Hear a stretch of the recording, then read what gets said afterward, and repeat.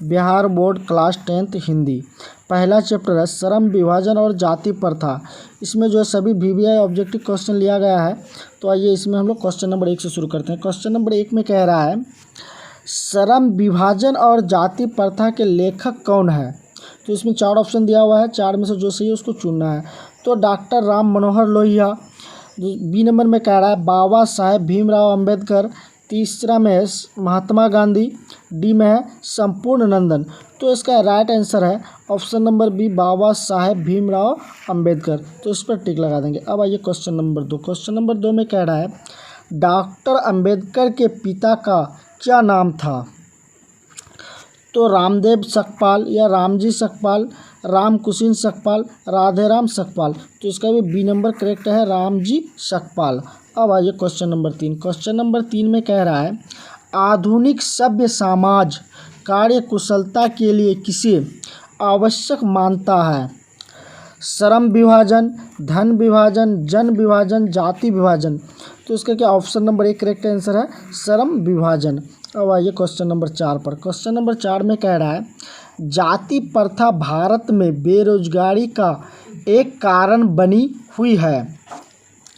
प्रत्यक्ष, प्रमुख, ए और बी दोनों या इनमें से कोई नहीं। तो इसका राइट आंसर है सी नंबर, ए और बी दोनों है, प्रत्यक्ष और प्रमुख। अब आइए क्वेश्चन नंबर 5 पर।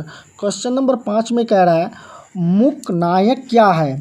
मुख्य नायक क्या है, अखबार है या पत्रिका है, पुस्तक है, कहानी संग्रह है। तो मुख्य नायक क्या है, एक पत्रिका है। तो पत्रिका पर घेरा लगा देंगे, ठीक है। अब आइए क्वेश्चन नंबर 6। क्वेश्चन नंबर 6 में कह रहा है श्रम विभाजन और जाति प्रथा पाठ अंबेडकर के किस भाषण का हिंदी रूपांतरण है।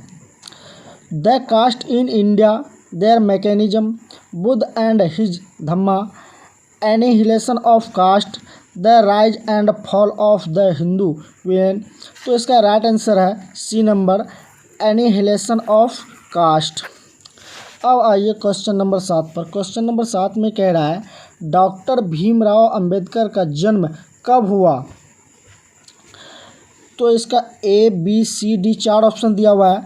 तो इसका ए नंबर ऑप्शन करेक्ट है, 14 अप्रैल 1891।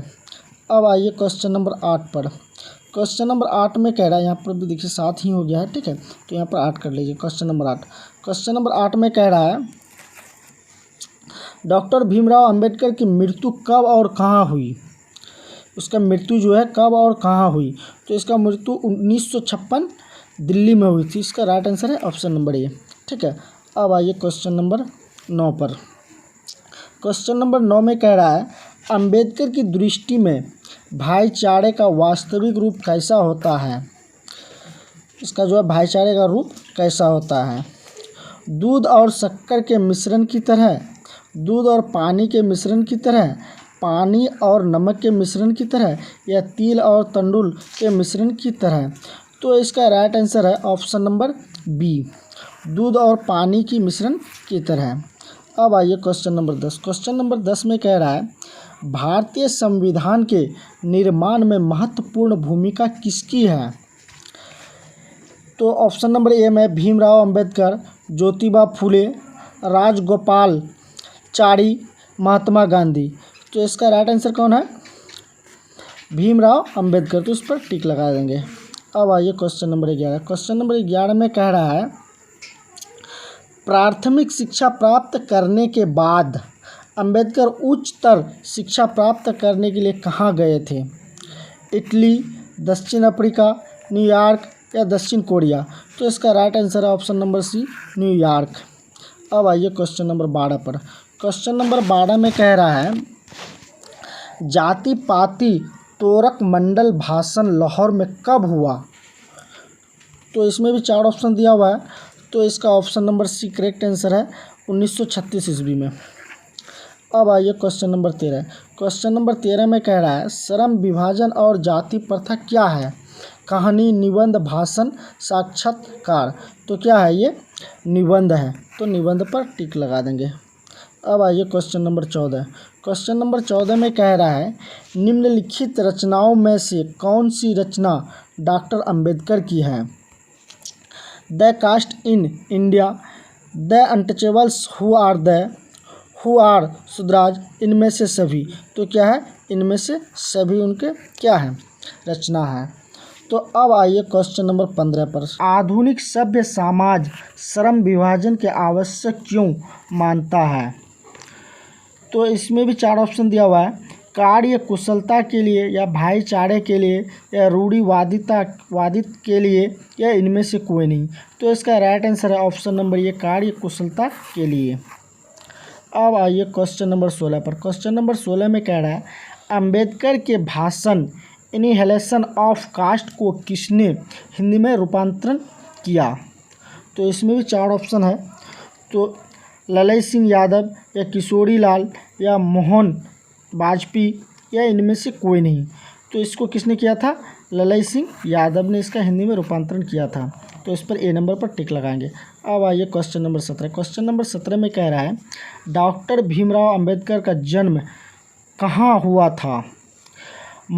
महू मध्य प्रदेश, या गोरखपुर कहाँ है उत्तर प्रदेश में, डुमराव बिहार में है, दानकुनी पश्चिम बंगाल। तो कहाँ हुआ था? तो इसका राइट आंसर है महू मध्य प्रदेश में। अब आइए क्वेश्चन नंबर 18 पर। क्वेश्चन नंबर 18 में कह रहा है, लेखक बेरोजगारी का प्रमुख और प्रत्यक्ष कारण किसे मानते हैं? और शिक्षा को, या जनसंख्या को, या जाति प्रथा को, या उद्योग धंधों की कमी को। तो किसको मानते हैं इसका? जाति प्रथा को। तो जाति प्रथा पर टिक लगा देंगे। अब आइए क्वेश्चन नंबर 19। क्वेश्चन नंबर 19 में कह रहा है, लेखक की दृष्टि में आदर्श समाज कैसा होना चाहिए?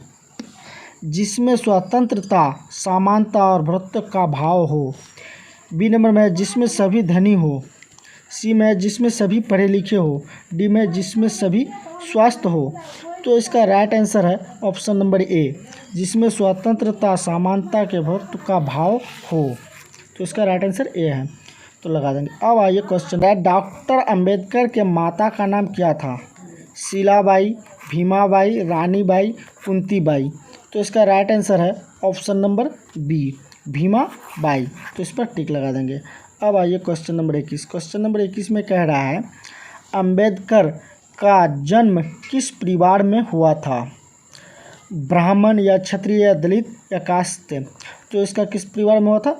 दलित परिवार में हुआ था। तो ऑप्शन नंबर सी पर टिक लगा देंगे, दलित। अब आइए क्वेश्चन नंबर 22 पर। क्वेश्चन नंबर 22 में कह रहा है, डॉक्टर अंबेडकर ने PhD की उपाधि कब धारण की? तो कब धारण किया था? तो 1916 में धारण की थी। तो इस पर टिक लगा देंगे।